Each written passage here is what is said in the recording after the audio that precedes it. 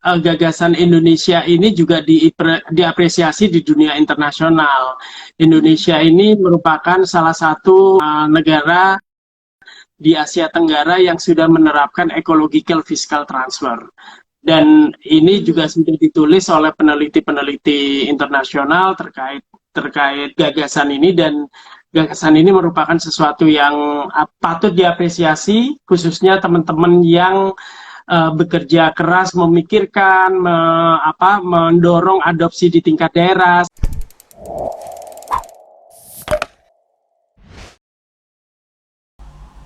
Halo teman-teman berita baru, selamat malam. Seperti biasa, Selasa malam, berita baru pasti akan live di Instagram. eh di program berbagi cerita di balik berita, atau yang sering kita sebut dengan bercerita. Malam ini kita akan berbincang-bincang seputar kebijakan keuangan negara, khususnya yang terkait erat dengan insentif fiskal di Indonesia. Ya, Indonesia saat ini itu sudah menerapkan sistem desentralisasi selama 21 tahun sejak tahun 2000, yaitu 2 tahun setelah reformasi tahun 1998 digulirkan. Sistem ini merubah pola sentralisasi yang diterapkan oleh Orde Baru. Di era desentralisasi, pemerintah daerah mendapatkan kewenangan untuk mengurus dan mengelola daerahnya sendiri. Selama 21 tahun, tidak sedikit pemerintah kabupaten, kota, bahkan provinsi yang berprestasi, tapi masih minim apresiasi. Pemerintah pusat hanya memberikan insentif fiskal berdasarkan kriteria secara administratif saja, tapi belum meletakkan hasil kerja keras pemerintah daerah sebagai indikator utama yang harus dihargai. Sejak tahun 2014, 74.593 desa di Indonesia juga telah diberikan hak untuk mengurus dan mengelola urusannya sendiri. Tak ayal, mereka berpacu untuk maju, yang hasilnya telah terakumulasi sebagai bagian dari pencapaian target pembangunan daerah dan nasional. Hal ini tentunya menunjukkan pemerintah pusat tidak bisa bekerja sendirian, sehingga butuh provinsi, kabupaten, dan kota untuk bekerja keras. Seterusnya, provinsi membutuhkan kontribusi dan kabupaten serta dari kabupaten dan kota juga ya. Kabupaten dan kota ini sangat membutuhkan sumbangsih pencapaian pembangunan dari tingkat desa dan kelurahan. Lantas, apa skema insentif yang paling tepat untuk mengapresiasi kinerja Pemda provinsi, Pemda kabupaten kota, dan pemerintah desa atau kelurahan? Malam ini kita akan bincangkan bersama Mas Alam Surya Putra, Wakil Direktur Diezia Foundation atau sering kita sebut dengan TAF, bidang tata kelola lingkungan hidup atau Deputy Director of Environmental Governance. Ya, tentunya bersama saya Nureza Biangra ini. Nggak usah kita tunggu lagi lama-lama karena kita akan ngobrol langsung bersama Mas Sur. Ya, atau bisa kita panggil Mas Alam kali ya. Kita ajak join aja. Halo, Halo, selamat selamat malam malam Mbak Mas Nizam. Alam. Malam. Iya, bagaimana nih kabarnya hari ini? Alhamdulillah, di tengah seharian tadi meeting terus, Zoom Mm-mm. terus, banyak Zoom. Karena kondisi pandemi ini bikin kita ngezoom terus ya Mas ya. Benar-benar, Tapi sekarang kondisinya sehat kan ya? Itu yang paling penting. Alhamdulillah. Alhamdulillah. Mas, malam ini nih bercerita, kita akan ngobrolin tentang eh, arah baru insentif fiskal nih Mas. Tapi sebelum itu saya mau nanya dulu nih, sebenarnya mengapa sih kebijakan tentang insentif fiskal itu penting Mas? Kenapa? Iya, jadi kan begini sebenarnya. Prinsip anggaran itu sama dengan prinsip kita mengelola uang kita gitu loh. Pertama kan anggaran, termasuk anggaran pemerintah itu kapasitasnya terbatas. Jumlah uangnya itu kan terbatas. Dan harus dibagi ke sekian banyak urusan begitu. Nah, selain ada urusan yang penting yaitu urusan dasar atau urusan wajib begitu, kan ada urusan-urusan juga yang perlu untuk dilihat. Apalagi sekarang tuntutan dari skema SDGs misalnya, Sustainable Development Goals, yang begitu banyak kriteria-kriteria pembangunan yang harus dikejar oleh pemerintah, semua pemerintahan, termasuk pemerintah Indonesia. Nah, karena keterbatasan itulah sebenarnya pemerintah arah baru untuk bergerak dari yang skemanya, misalnya untuk yang tadinya untuk urusan-urusan dasar juga harus mulai dipikirkan untuk urusan-urusan lain. Nah, memang urusan-urusan lain ini karena porsinya mungkin nggak terlalu besar, jadinya urusan-urusan lain ini harus mulai dikompetisikan begitu. Nah, ketika dikompetisikan ini basisnya apa? Nah, basis yang paling menarik adalah kinerja. Kalau kinerja, skema kinerja adalah disitulah sebenarnya model insentif itu menjadi sangat diperlukan begitu. Tujuannya tadi supaya goals atau tujuan pembangunan itu sendiri bisa dicapai begitu dengan keterbatasan uang yang ada begitu. Itu sih Kebutuhan yang lain itu seperti apa contohnya, Mas? kebutuhan-kebutuhan lain kan selama ini kan pemerintah itu kan urusan-urusan dasar atau urusan wajib ini kan terkait dengan pelayanan publik, misalnya pendidikan, kesehatan, isu-isu, bahkan sekarang kan dalam 5 tahun terakhir misalnya pemerintah Jokowi titik tekannya pada infrastruktur begitu.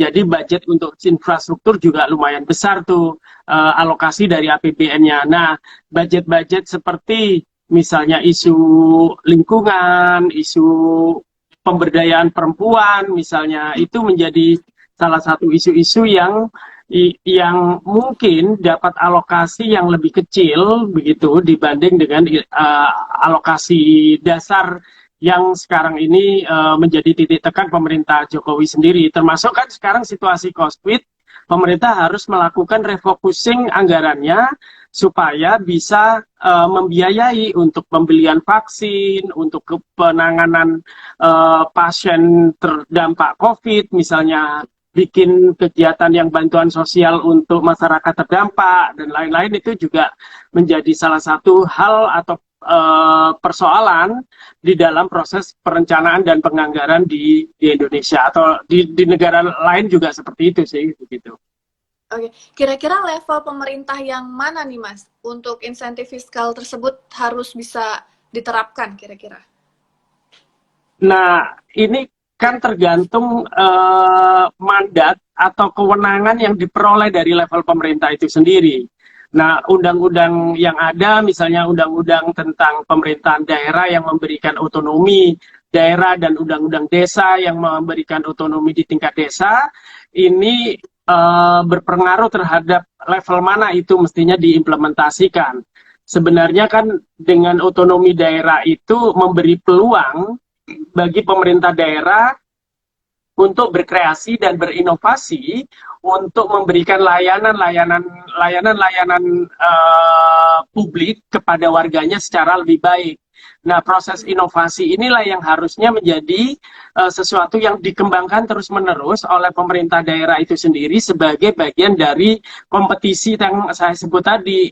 Nah, kalau kompetisi terjadi, makanya kemudian pemerintah di atasnya memberikan skema baru berupa insentif kepada daerah-daerah yang berkinerja baik di dalam memberikan layanan kepada masyarakatnya, kepada warganya begitu.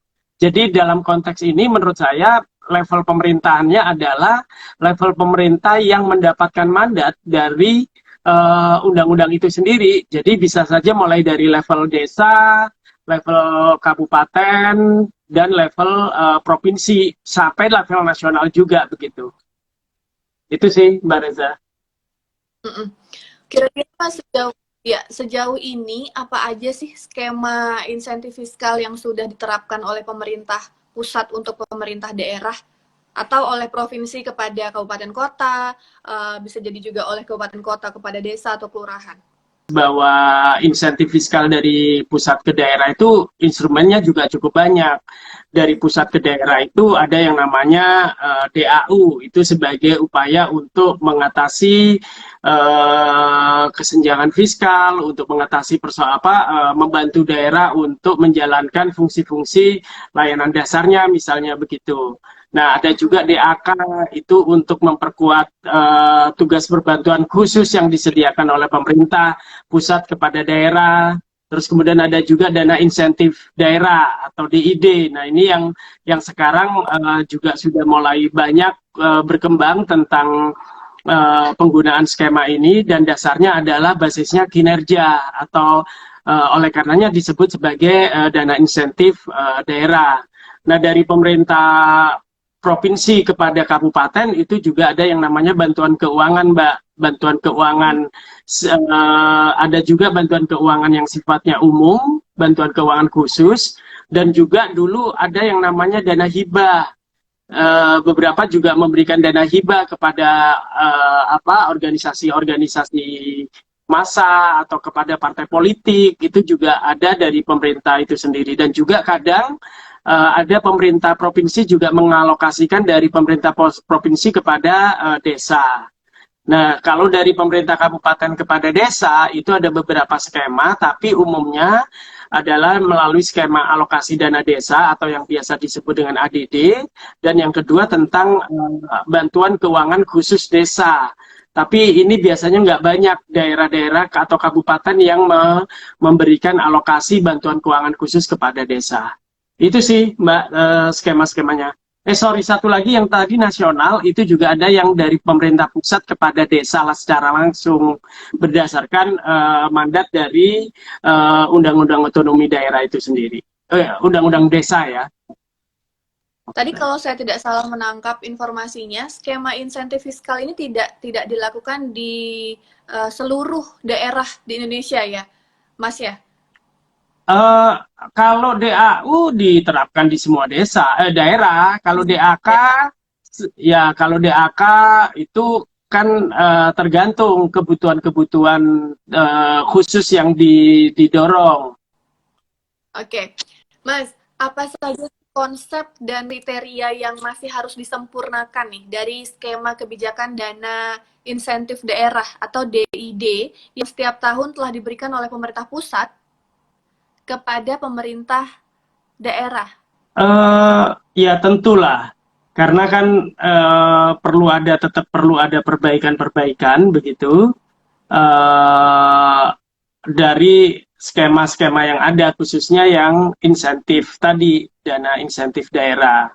Nah, perbaikannya misalnya memperluas sektor-sektor dari dana insentif daerah itu sendiri. Misalnya tadi sektor, meskipun sektor lingkungan itu sudah diwakili dengan sektor persampahan, itu perlu diperluas dengan sektor yang lebih besar lagi, misalnya lingkungan hidup dan kehutanan. Sektor yang kedua misalnya bagaimana sektor terkait dengan upaya pemberdayaan perempuan, atau yang tujuannya untuk mendorong kesetaraan gender ya begitu. Dan mungkin juga banyak isu-isu yang lain yang yang bisa didorong juga, sektor-sektor lain yang perlu didorong di situ begitu. Itu sih, Mbak. Jadi selain dari sektornya sendiri, kalau menurut saya juga penting untuk mekanisme dengan memasukkan indikator-indikator outcome pembangunan itu sendiri begitu.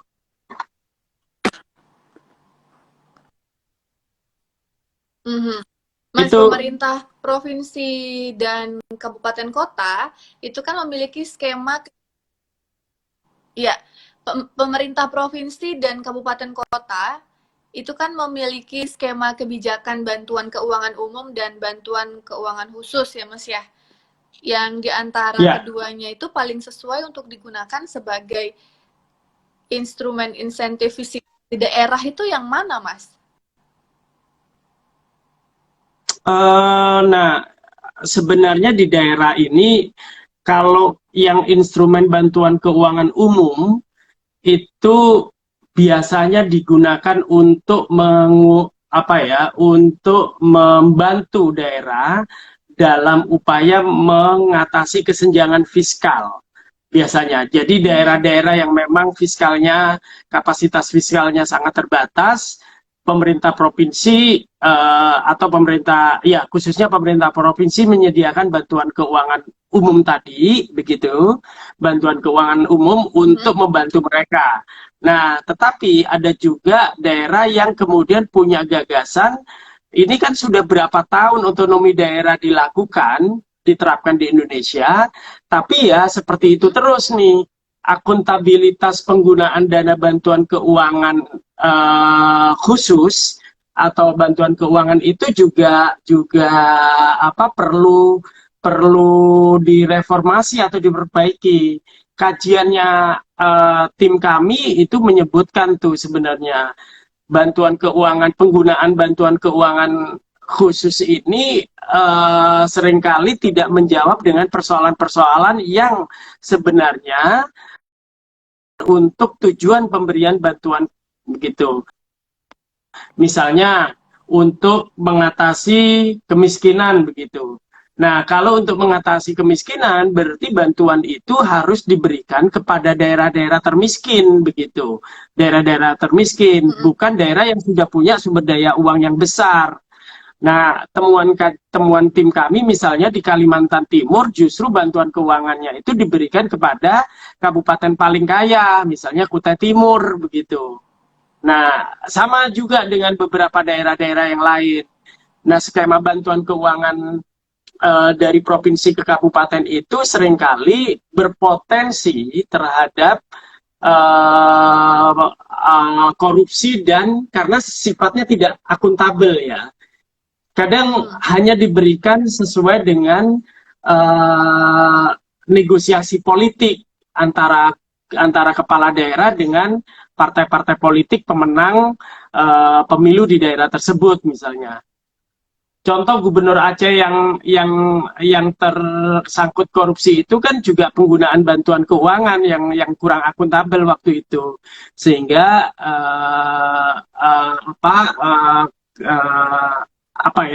bantuan keuangan diberikan tidak berdasarkan indikator atau penilaian tertentu, tetapi berdasarkan diskresinya kepala daerah itu sendiri begitu. Itu sih, Mbak.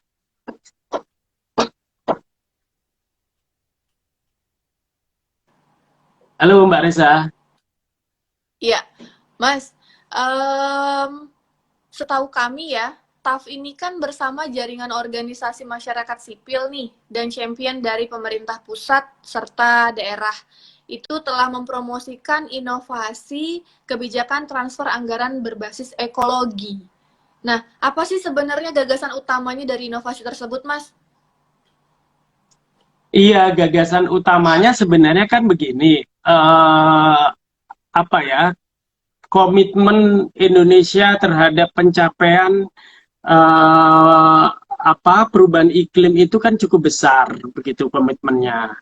Nah, termasuk isu-isu lingkungan ini menjadi isu yang cukup serius dihadapi oleh daerah-daerah yang ada persoalan asap, kebakaran hutan, terus kemudian persoalan-persoalan banjir di daerah, persoalan polusi dan macam-macam persoalannya cukup beragam. Meskipun banyak daerah memasukkan tujuan-tujuan lingkungan hidup dan kehutanan, tetapi dalam banyak kasus ini masih jauh untuk bisa dicapai tujuan-tujuan itu. Persoalannya adalah alokasi anggaran yang disediakan pemerintah sendiri sangat terbatas di dalam pengelolaan lingkungan hidup. Karena memang persoalan lingkungan hidup ini kan bukan merupakan urusan penting, urusan wajib atau urusan dasar begitu. Nah, sehingga banyak daerah yang kemudian tidak mengalokasikan secara maksimal untuk pembiayaan persoalan-persoalan lingkungan hidup yang ada. Nah, teman-teman masyarakat sipil berpandangan sepertinya perlu ada instrumen baru untuk memperkuat agenda penanganan persoalan lingkungan hidup itu dengan skema-skema insentif fiskal. Itu yang dikembangkan oleh teman-teman. Makanya kemudian teman-teman masyarakat sipil berpikiran mendorong skema yang namanya take, tape, dan tane begitu. Dari kabupaten kepada desa berbasis ekologi, kalau TAPE, transfer anggaran dari pemerintah provinsi kepada kabupaten kota berbasis ekologi, dan yang TANE harapannya ada transfer anggaran dari nasional kepada daerah, begitu, yang berkinerja baik di dalam pengelolaan ekologinya. Baik, dari publikasi yang kami baca nih ya Mas, ya dari publikasi yang kami baca nih, ada beberapa daerah yang telah menerapkan kebijakan transfer anggaran berbasis ekologi tadi. Itu seperti Kabupaten Jayapura, Nunukan, Sigi, Kuburaya, Siak, Bener Meriah, dan Provinsi Kalimantan Utara. Sisanya masih dalam proses menjajaki replikasi. Nah, bagaimana nih daerah-daerah ini bisa cepat tertarik dengan inovasi yang ditawarkan tadi, Mas? Iya, ini menarik sebenarnya. Apa ya? Kenapa sih daerah jadi tertarik untuk apa sih mengadopsi gagasan teman-teman masyarakat sipil ini? Pertama, kalau menurut saya faktor utama adalah komitmen kepala daerah itu sendiri. Satu, komitmen kepala daerah sendiri di dalam merespon isu-isu lingkungan hidup. Sejauh mana ini nyambung atau terkait dengan visi misi daerah tersebut. Di beberapa daerah tersebut, misalnya karena memang visi misinya sudah cukup memungkinkan untuk mendukung upaya-upaya perlindungan lingkungan hidup yang ada begitu. Jadi itu menjadi salah satu kekuatan, menjadi salah satu pendorong kepala daerah tersebut atau daerah tersebut menerima skema-skema itu. Nah, selain itu juga tadi ini juga sesuai dengan visi misi daerah. Bahkan kalau di Siak itu mereka sudah punya namanya kebijakan Siak hijau misalnya. Nah, kebijakan Siak hijau ini yang kemudian perlu diikuti dengan instrumen fiskalnya atau insentif fiskalnya. Nah, di beberapa daerah juga karena mereka punya kapasitas keuangan yang memadai, yang itu bisa dibagi kepada daerah. Biasanya cukup banyak tuh kapasitas fiskal daerah-daerah itu untuk diberikan kepada kabupaten kota. Ini khususnya untuk provinsi ya. Kalau yang untuk provinsi seperti itu. Karena sudah ada biasanya instrumen itu gitu. Nah, Mas, keuntungannya tuh sebenarnya apa sih yang dirasakan oleh daerah-daerah yang tadi sudah disebutkan, itu kan telah mempraktekkan inovasi kebijakan transfer anggaran berbasis ekologi tadi ya. Itu kira-kira keuntungannya apa, Mas, yang dirasain kepada daerah tersebut? Iya, keuntungannya kan sebenarnya cukup banyak tuh. Kalau ada insentif fiskal, itu satu, membantu percepatan agenda-agenda pembangunan daerah itu sendiri, begitu. Itu dengan instrumen ini daerah baik kabupaten, provinsi atau pemerintah nasional pun atau pemerintah pusat pun juga berpeluang untuk mengejar target-target pembangunan lingkungan hidup yang lebih baik. Itu satu. Yang kedua juga terkait dengan mekanisme koordinasi antar pemerintah, dari pemerintah pusat kepada pemerintah provinsi kepada pemerintah kabupaten atau kota, dari pemerintah kabupaten ke desa, koordinasi antar pemerintah yang disupervisi itu juga terjadi. Nah, keuntungan lain sebenarnya adalah di tingkat lapangan, itu luar biasa tuh. Contoh yang terjadi di Jayapura misalnya, daerah atau kampung yang memperoleh insentif fiskal ini kemudian jadi bergerak untuk mengembangkan ekonomi baru bagi masyarakatnya. Mereka mulai melakukan revitalisasi kakao, merevitalisasi kakao yang sudah rusak dengan instrumen, ditambah dengan instrumen insentif fiskalnya. Sekarang mereka juga mulai mengembangkan ekonomi produktif bagi masyarakatnya.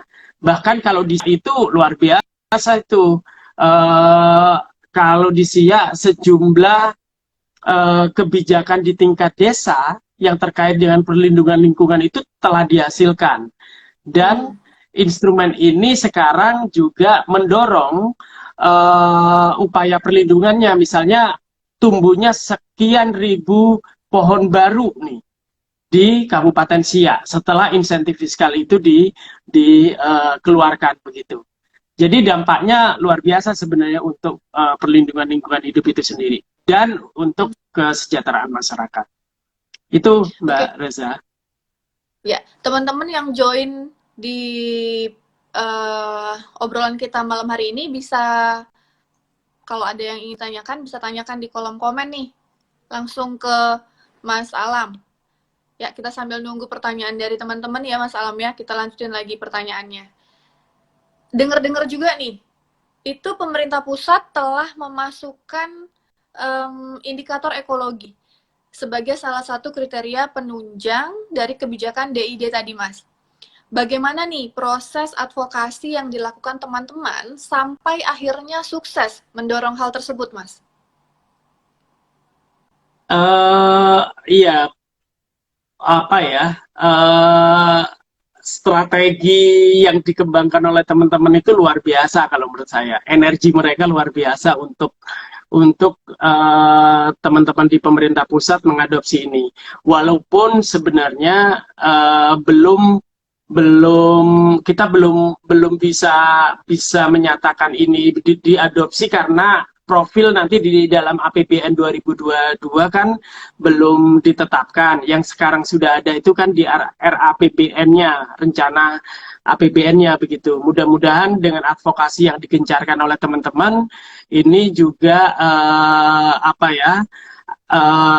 bisa mempercepat adopsi itu oleh pemerintah pusat. Tetapi saya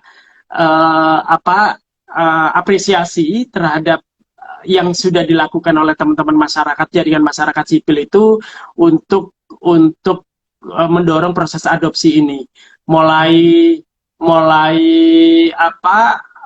melibatkan Kementerian Keuangan, mereka juga bekerja bersama teman-teman di Dirjen Perimbangan Keuangan Daerah, pusat dan daerah begitu. Terus kemudian juga dengan Kementerian KLHK, melibatkan mereka untuk diskusi-diskusi, sampai kemudian juga melibatkan teman-teman di DPR agar teman-teman di DPR juga aware terhadap isu-isu ini dan juga agenda advokasi-advokasi lain begitu. Bahkan teman-teman juga menggunakan instrumen ini dengan yang disebut dengan advokasi melingkar istilahnya. Advokasi melingkar ini ketika kita melihat kementerian terkait masih kayak belum ada respon untuk mengadopsi itu, teman-teman kemudian mencoba mendorong ke skema lain, yaitu melalui Kementerian Pemberdayaan Perempuan, di mana didorong di situ adalah dana insentif daerah untuk mendorong kesetaraan gender dan pemberdayaan perempuan. Nah, Kementerian KPPPA ini sangat progresif. Mereka menerima gagasan masyarakat sipil untuk diajukan kepada Kementerian Keuangan agar insentif fiskal untuk kesetaraan gender itu bisa menjadi bagian dari skema dana insentif daerah di tahun depan misalnya. Mereka sudah mengirim surat langsung kepada Kementerian Keuangan. Nah, progresivitasnya Kementerian Pemberdayaan Perempuan dan Anak ini yang kemudian kita dorong kepada kementerian lain, khususnya KLHK. Nih ada contoh bagus nih, Kementerian Pemberdayaan Perempuan yang sudah semangat banget untuk mendorong skema ini. Artinya memang kementerian-kementerian sektoral itu penting untuk mengajukan proposal insentif fiskal itu kepada Kementerian Keuangan begitu. Itu sih yang kita sebut dengan melingkar tadi, Mbak, advokasi melingkar. Oke, Mas, ini ada pertanyaan dari teman berita baru nih, dari Opik Cumin. Mas Alam, apakah skema ini bisa dilakukan antar daerah kabupaten atau kota? Begitu pertanyaannya, Mas. Nah, model pengembangan antar daerah, antar kabupaten kota ini menarik juga untuk kita eksplorasi ya. Tetapi masalahnya kan yuridiksi atau kewenangan di dalam pengelolaan keuangannya ini yang perlu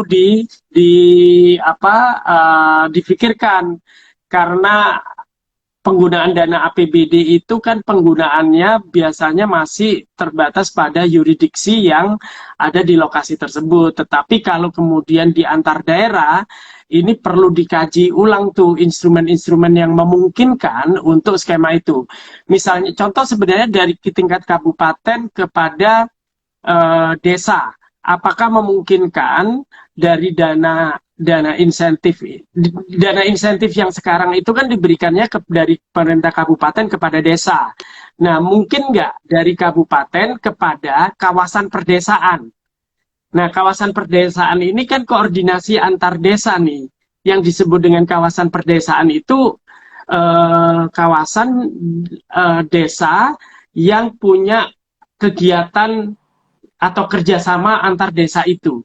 Nah, menurut saya itu juga peluang yang bisa dijajaki sebagai instrumen perluasan dari fiskal berbasis ekologi tadi antar desanya tuh yang memungkinkan. Karena di contoh yang saya tahu di Gresik, mereka juga punya tuh kawasan perdesaan yang sudah ditetapkan oleh Pak Bupatinya. Nah, apakah mungkin transfernya itu dari kabupaten kepada kawasan perdesaan?